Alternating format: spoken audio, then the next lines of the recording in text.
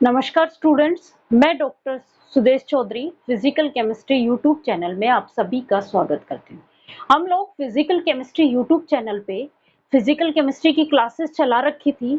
आज से हम इनऑर्गेनिक की क्लासेस भी स्टार्ट करने जा रहे हैं।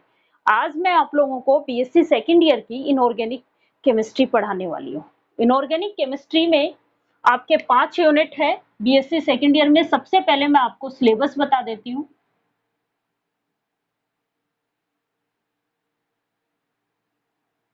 बीएससी सेकेंड ईयर की इनऑर्गेनिक पढ़ रहे हैं हम।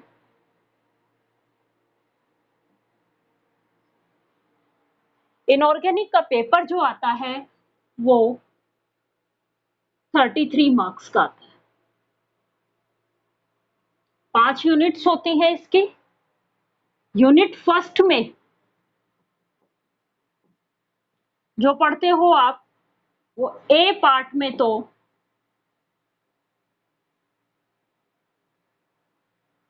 पढ़ते हो chemistry for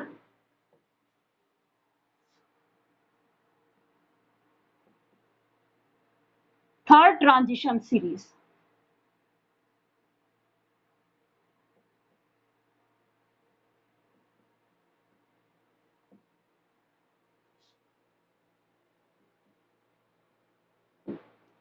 chemistry for third transition series. Chemistry of third transition series element.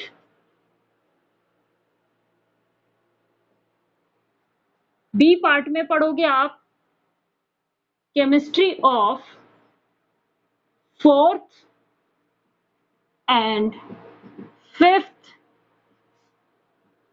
Transition series element. ये यूनिट आपकी एक यूनिट है जिसमें इसमें तो आप 3D पढ़ोगे और इसमें 4D और 5D के एलिमेंट्स स्टडी करोगे। उन एलिमेंट्स की प्रॉपर्टी स्टडी करोगे। यूनिट सेकंड के अंदर जो है वो कोऑर्डिनेशन कंपाउंड्स है।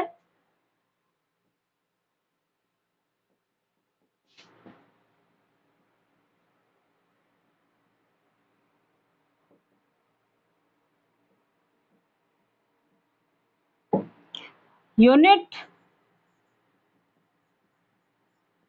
थर्ड के अंदर जो है वो लेंथेनाइट और एक्टेनाइट है। यूनिट थर्ड में जो है वो पहले एक चैप्टर लेंथेनाइट का है और दूसरा चैप्टर जो है वो एक्टेनाइट्स का है। तो केमिस्ट्री वही ऑफ लेंथेनाइट एंड एक्टेनाइट। आपकी बुक में अलग अलग चैप्टर की फॉर्म में दे रखा है। पहले आप लेंथेनाइट पढ़ोगे और उसके बाद एक्टेनाइट पढ़ोगे। फिर उसके बाद यूनिट फोर्थ में ऑक्सीडेशन रिडक्शन दे रखा है।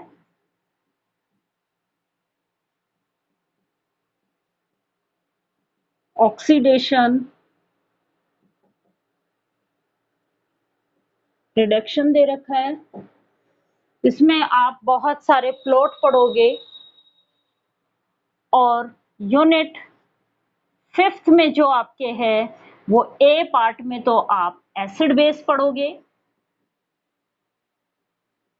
और बी पार्ट में जो आप स्टडी करोगे वो नॉन एक्वस सिस्टम करोगे।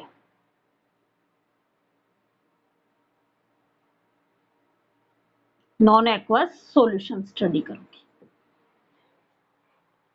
अभी मैं पहले आप लोगों को सबसे आसान चैप्टर एसिड बेस वाले से स्टार्ट कराऊंगी। उसके बाद हम रिवर्स चलेंगे, ऑक्सीडेशन रिडक्शन पढ़ेंगे। उसके बाद हम कोऑर्डिनेशन कंपाउंड्स पढ़ेंगे। उसके बाद हम जो है वो ट्रांजिशन एलिमेंट्स पढ़ेंगे दोनों, और उसके बाद लेंथेनाइट और एक्टेनाइट पढ़ेंगे। लेंथेनाइट और एक्टेनाइट जो है वो ज्यादातर आपके लर्न वाला चैप्टर है, बाकी आपके समझने के पर्पस से चैप्टर्स हैं। आज मैं आप लोगों को स्टार्ट कराने वाली हूं एसिड बेस।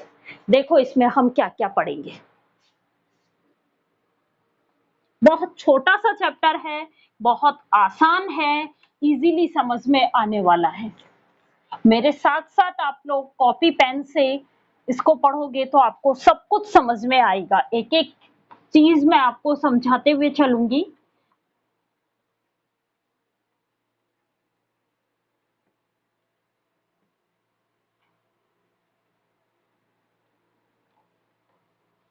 इस वाले चैप्टर में हम केवल थ्योरी पढ़ेंगे। एसिड बेस वाले चैप्टर में जो है वो सारी की सारी थ्योरीज दी हुई हैं आप लोगों के। इनऑर्गेनिक में सबसे पहले यूनिट 5th स्टार्ट कर रखी है। 5th का नाम है एसिड बेस। इसमें पहले हम क्या-क्या पढ़ेंगे वो बता देती हूँ मैं। 5 ही टॉपिक्स दिए हुए हैं। आर्हेनियस कंसेप्ट दिया हुआ है, ब्रोंस्टेन-लोरी कंसेप्ट है, लक्स फ्लूइड कंसेप्ट है, सॉल्वेंट सिस्टम कंसेप्ट है और लुईस कंसेप्ट है। इसमें हम कितनी थ्योरीज पढ़ेंगे? 5 थ्योरीज पढ़ेंगे। कौन सी? सबसे पहले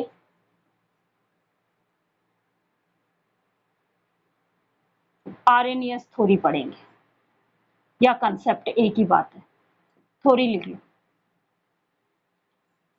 सबसे पहले हम आर्हेनियस थ्योरी पढ़ेंगे, फिर हम ब्रोंस्टेन-लोरी पढ़ेंगे, फिर हम लक्स फ्लूइड थ्योरी पढ़ेंगे।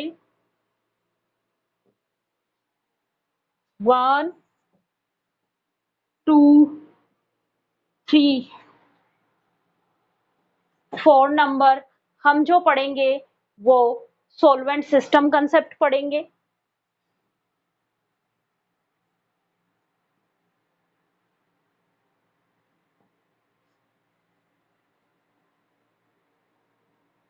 और 5th नंबर हम पढ़ेंगे लुईस कंसेप्ट पढ़ेंगे। और चैप्टर ए वाला जो पार्ट है वो आपका कंप्लीट हो जाएगा। लगभग आपका इसमें आपको क्वेश्चंस मिल जाएगा आप लोगों को। ठीक है, अब हम स्टार्ट कर रहे हैं सबसे पहले आर्हेनियस थ्योरी से। हम पढ़ेंगे क्या क्या? आर्हेनियस थ्योरी पढ़ेंगे, ब्रोंस्टेन-लोरी थ्योरी पढ़ेंगे, लक्स फ्लूइड थ्योरी पढ़ेंगे, सॉल्वेंट सिस्टम पढ़ेंगे और लुईस कंसेप्ट पढ़ेंगे। ठीक है, अब सबसे पहले हम आर्हेनियस थ्योरी पढ़ते हैं। देखो, पहले एसिड और बेस की बहुत सारी थ्योरीज थी जिनको हम क्लासिकल थ्योरीज कहते थे।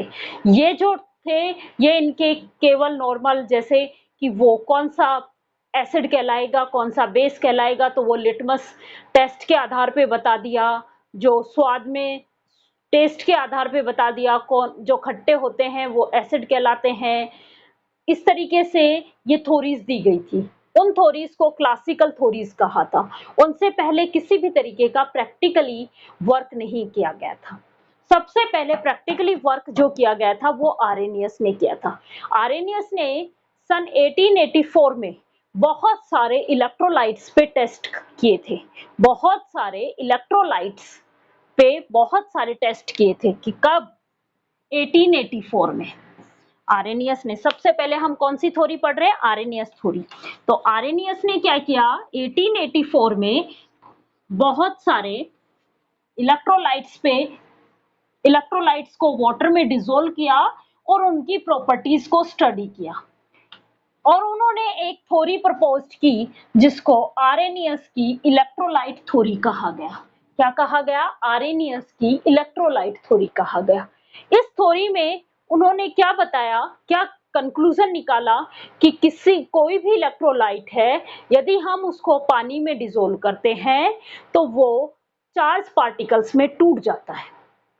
पहला पॉइंट क्या बताया उन्होंने कि यदि हम किसी भी इलेक्ट्रोलाइट को पानी में डिसोल्व करते हैं तो वो चार्ज पार्टिकल में टूट जाता है। मींस फर्स्ट लाइन क्या है?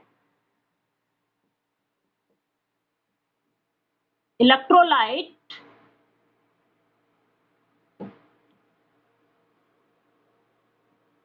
dissolve in water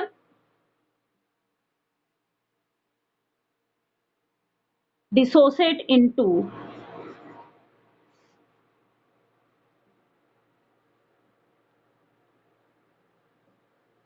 charge particle. क्या किया कि जैसे हमने इसको, कोई इलेक्ट्रोलाइट था AB, क्या किया, इसको पानी में डिसोल्व किया तो ये क्या हुआ, चार्ज पार्टिकल में टूटा, A plus plus B minus. ठीक है, पहला पॉइंट। उसके बाद उन्होंने बताया कि ये चार्ज पार्टिकल्स को हम आयन कहते हैं। क्या कहते हैं, आयन कहा। क्या कहा, इन चार्ज पार्टिकल्स को आयन कहा। ठीक है, इन चार्ज पार्टिकल्स को आयन कहा गया। जिस पे पॉजिटिव चार्ज होता है उसको कैटायन कहा, और जिस पे नेगेटिव चार्ज था उसको एनायन कहा गया। यहां तक आ गया कि आर्रेनियस ने ये कहा कि जब हम किसी भी इलेक्ट्रोलाइट को पानी में डिसोल्व करते हैं तो वो चार्ज पार्टिकल्स में डिसोसिएट हो जाता है, टूट जाता है। ये चार्ज पार्टिकल्स जो है वो आयंस कहलाते हैं।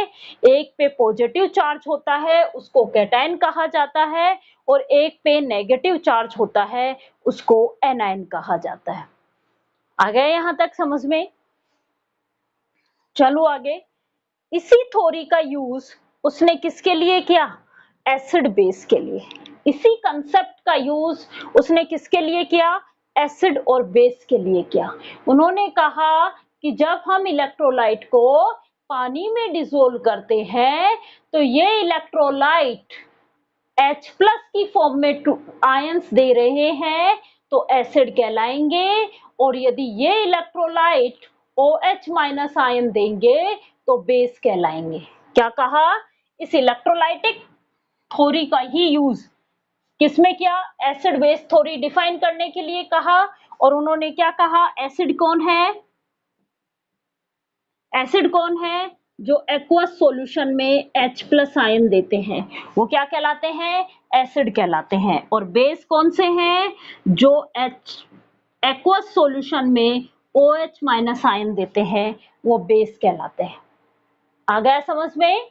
आर्रेनियस के अकॉर्डिंग एसिड वो सब्सटेंस कहलाते हैं या वो इलेक्ट्रोलाइट हैं जब हम इनको पानी में डिसोल्व करते हैं तो H प्लस आयन देंगे वो एसिड कहलाएंगे, और बेस वो इलेक्ट्रोलाइट हैं जब इनको पानी में डिसोल्व किया जाता है तो OH माइनस आयन देते हैं तो ये बेस कहलाते हैं।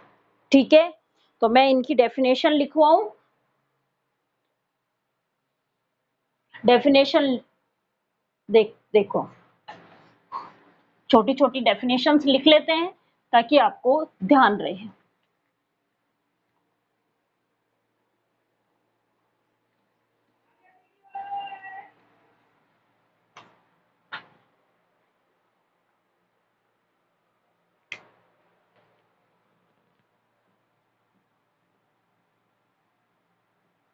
आर्रेनियस कंसेप्ट, पहले मैं एसिड की लिख रही हूं। According to Arrhenius concept, according to Arrhenius concept, acid is Arrhenius hydrogen containing compound which give hydrogen. Acid is Arrhenius hydrogen containing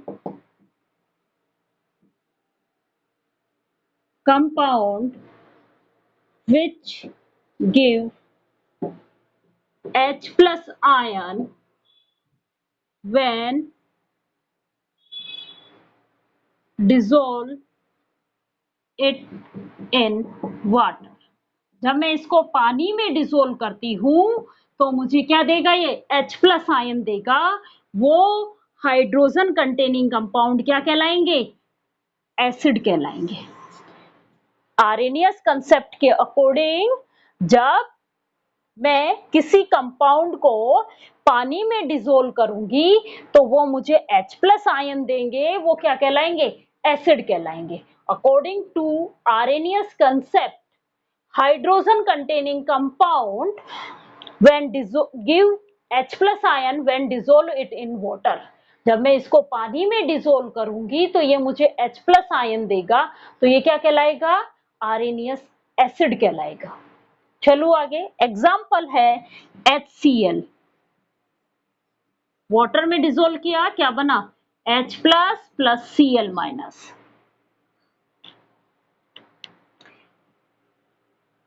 चलो आगे,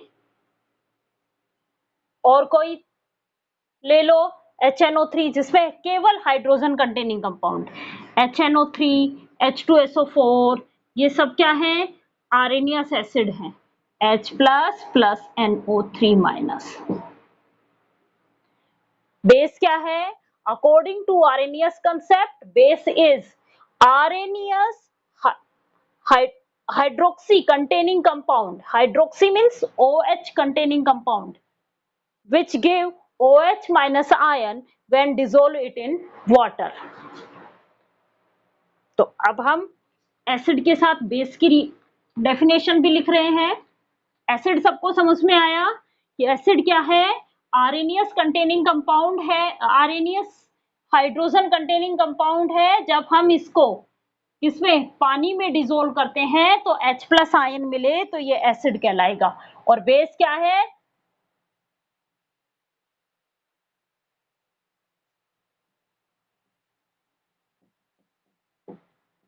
According to this concept,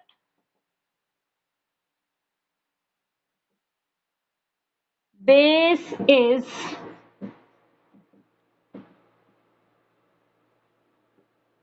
arrhenius hydroxyl containing compound which give OH minus ion when it dissolve in water। कौन से हैं? Hydroxyl containing compound. कौन से हैं? OH containing compound, जो पानी में डिसोल्व करने पे क्या देते हैं? OH माइनस आयन देंगे। वो क्या कहलाते हैं? बेस कहलाते हैं। जैसे NaOH, Na प्लस वाटर, यहाँ पे प्लस में OH माइनस आयन, क्या मिला हमें? OH minus ion. तो ये क्या कहलाएगा? बेस कहलाएगा। KOH, K plus plus OH minus, क्या कहलाएगा? ये भी बेस कहलाएगा। जिनको हम पानी में डिसोल्व करने पे हमें OH minus ion, hydroxyl ion मिलते हैं, वो बेस कहलाते हैं। और जिनको पानी में डिसोल्व करने पे H प्लस आयन मिलते हैं, वो एसिड कहलाते हैं। पहला पॉइंट सबको याद हो जाना चाहिए। चलो, अब आता है कि ये जो आयनाइजेशन कितने एक्सटेंट तक होते हैं, उसके आधार पे इन्होंने स्ट्रॉन्ग और वीक एसिड और बेस की फॉर्म बताई कि जिसमें जितना ज्यादा आयनाइजेशन होगा वो उतना ही ज्यादा स्ट्रॉन्ग होगा, वो चाहे एसिड की बात हो चाहे बेस की हो। क्या बताया कि आयनाइजेशन जो है वो जितना एक्सटेंट होगा, जितना ज्यादा होगा, वो उतना ही ज्यादा स्ट्रॉन्ग होगा। जैसे हम बात करें HCl, और CH3COOH, हाइड्रोजन कंटेनिंग कंपाउंड है ये भी। इसको मैं वाटर में डिसोल्व करूंगी तो ये भी मुझे क्या देगा? CH3COO माइनस प्लस में H प्लस। क्या देगा ये? CH3COO minus plus H plus. ये भी हाइड्रोजन कंटेनिंग कंपाउंड है, लेकिन इसका जो डिसोसिएशन है वो कम होता है, आयनाइजेशन जो है वो कम एक्सटेंट तक होता है, इसलिए ये क्या कहलाता है? वीक कहलाता है। क्या कहलाता है ये? Weak acid. और ये कंप्लीटली आयनाइज्ड हो जाता है, इसलिए ये क्या कहलाएगा? Strong acid. ठीक है, NaOH कंप्लीटली आयनाइज्ड हो जाता है, KOH कंप्लीटली आयनाइज्ड हो जाते हैं, तो ये क्या कहलाएंगे? स्ट्रॉन्ग बेस कहलाएंगे। ये क्या कहलाएंगे? स्ट्रॉन्ग बेस कहलाएंगे। लेकिन यदि हम बात करें NH4OH की, NH4OH जो है वो कम आयनाइज्ड फॉर्म में रहता है, NH4 प्लस प्लस में OH माइनस, इसका आयनाइजेशन जो है वो कम होता है, इसलिए ये क्या कहलाता है? वीक एसिड बेस कहलाता है। ध्यान रखना, आर्रेनियस ने क्या बताया? इनकी स्ट्रेंथ बताई। किसके आधार पे बताई? आयनाइजेशन कितने एक्सटेंट तक हो रहा है। किसके आधार पे बताई एसिड और बेस की स्ट्रेंथ? इनमें आयनाइजेशन जो है वो कितना हो रहा है। जिसमें आयनाइजेशन ज्यादा होगा वो उतना ही स्ट्रॉन्ग होगा, जिसमें आयनाइजेशन कम होगा वो वीक होगा। एग्जाम्पल के तौर पे HCl और CH3COH। HCl का कंप्लीटली आयनाइज्ड हो जाता है, इसलिए ये स्ट्रॉन्ग एसिड है, और CH3COH का एक्वस सॉल्यूशन में पार्शियली आयनाइज्ड फॉर्म में रहता है, इसलिए ये जो है वो वीक एसिड कहलाता है। यही बात आती है NaOH और KOH कंप्लीटली आयनाइज्ड फॉर्म में रहते हैं, इसलिए ये स्ट्रॉन्ग बेस कहलाते हैं, और ये जो है वो पार्शियली आयनाइज्ड फॉर्म में रहता है, इसलिए वीक बेस कहलाता है। स्ट्रॉन्ग और वीक को एक्सप्लेन तो किसने किया था? आर्रेनियस ने ही कर दिया था कि कौन स्ट्रॉन्ग होगा और कौन वीक होगा। किसके आधार पे बताया? कि कितना उनमें आयनाइजेशन होगा, जिसमें जितना ज्यादा आयनाइजेशन होगा वो उतना ही स्ट्रॉन्ग होगा। एग्जाम्पल के तौर पे मैंने बता दिया HCl और CH3COH और NaOH और NH4OH। ठीक है, चलो आगे। अब आता है एसिड और बेस के बीच में रिएक्शन। इसने न्यूट्रलाइजेशन रिएक्शन को भी डिफाइन किया। देखो अब क्या होता है, क्या होती है न्यूट्रलाइजेशन रिएक्शन? जब एसिड जो है वो बेस के साथ रिएक्शन करे और सॉल्ट और वाटर की फॉर्म में कन्वर्ट हो जाए, तो उन रिएक्शंस को हम क्या कहते हैं? Neutralisation reaction. उन रिएक्शंस को क्या कहा जाता है? Neutralisation reaction.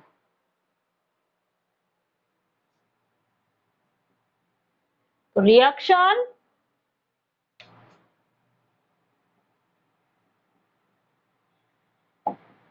Between acid and base. Acid और बेस के साथ जो रिएक्शन हो रही है वो क्या कहलाती है? Neutralisation reaction. क्या कहलाएगी? Neutralisation reaction. Reaction between acid and base is called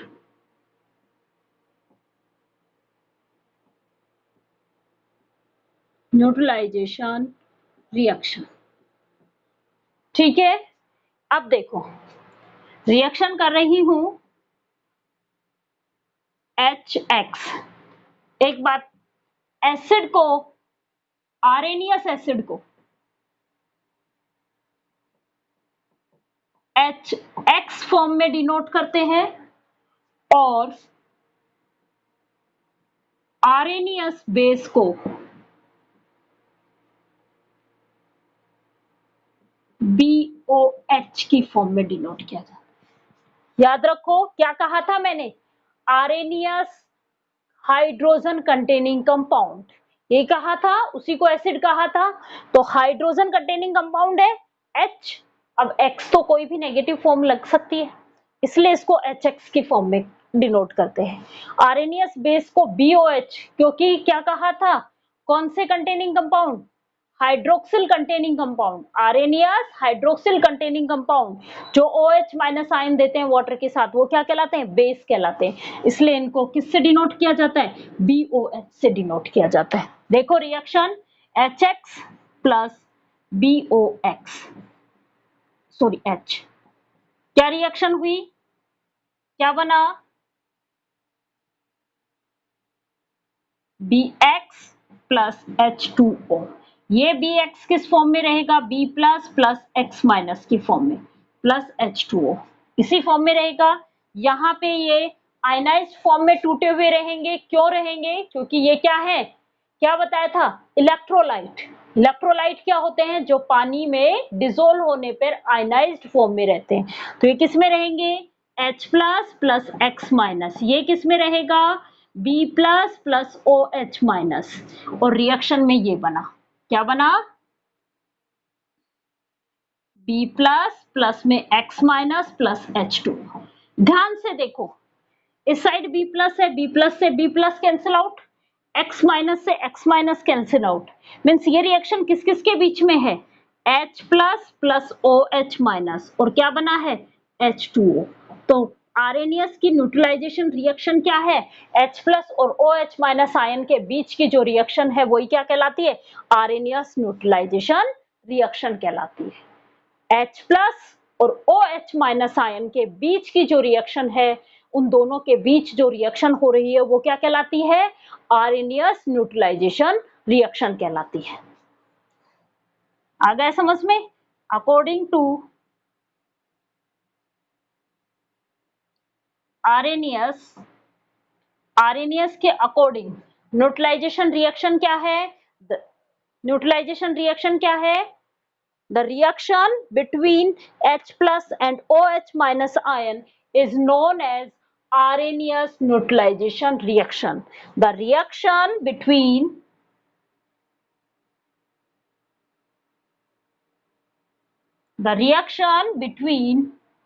H plus ion and OH minus ion is known as Arrhenius neutralisation reaction. आ गया समझ में? आरएनएस न्यूट्रलाइजेशन रिएक्शन क्या है? H प्लस प्लस में OH माइनस, क्या बना? H2O।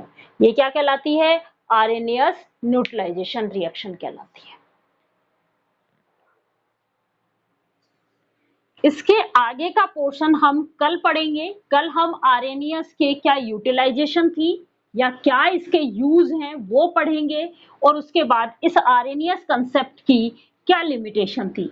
हम हर थ्योरी में यही पढ़ेंगे कि वो थ्योरी क्या बता रही है, आरएनएस हो चाहे ब्रोंस्टेन क्लोरी थ्योरी हो चाहे कोई भी हो, हम उन थ्योरीज में क्या क्या पढ़ेंगे। पहले उन थ्योरीज के अकॉर्डिंग एसिड और बेस की क्या क्या डेफिनेशंस दी गई हैं, दूसरा वो उसके यूज क्या हैं उस थ्योरी के, और तीसरी जो है वो उन थ्योरीज की क्या लिमिटेशन है। आपके क्वेश्चन जो है वो बड़ा ही बनेगा। डायरेक्ट आपको ये लिखा जाएगा कि आरएनएस थ्योरी को एक्सप्लेन कीजिए। उसमें आपको आरएनएस थ्योरी पूरी एक्सप्लेन करनी है कि एसिड बेस किसे कहा गया, एसिड की डेफिनेशन, बेस की डेफिनेशंस, उसके बाद इसने क्या क्या बताया, और ये थ्योरी जो है वो किस काम आती है, और इसकी क्या लिमिटेशंस हैं। तो इसके आगे का पोर्शन हम अगले कल की क्लास में करेंगे। Thank you.